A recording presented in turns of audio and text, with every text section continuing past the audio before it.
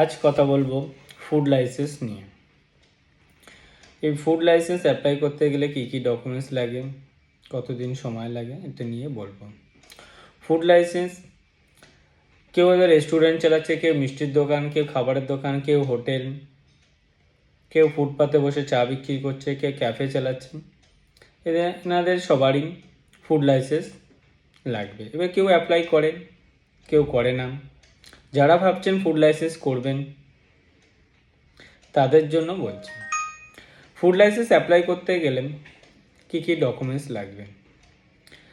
সবার প্রথমে লাগবে আপনার কেওয়াইসি, অর্থাৎ আধার কার্ড, প্যান কার্ড, একটা ফটো। বিজনেস প্রুফ হিসেবে লাগবে আপনার একটা ট্রেড লাইসেন্স আর দোকানের একটা ছবি। অ্যাড্রেস প্রুফ হিসেবে লাগবে আপনার ইলেকট্রিক বিল আর প্রপার্টি ট্যাক্সের কাগজ। এই ডকুমেন্টসগুলো আপনার ফুড লাইসেন্স তৈরি করতে লাগবে। সময় লাগবে 1 সপ্তাহ ম্যাক্সিমাম, এর মধ্যে আপনার ফুড লাইসেন্স হয়ে যাবে। যারা যারা ফুড লাইসেন্স করতে চাইছেন আমাদের স্ক্রিনে দেওয়া নাম্বারে কল করতে পারেন। আমরা আপনাদেরকে পুরোপুরি হেল্প করব, আপনারা যাতে অনেক তাড়াতাড়ি ফুড লাইসেন্সটা পেয়ে যান।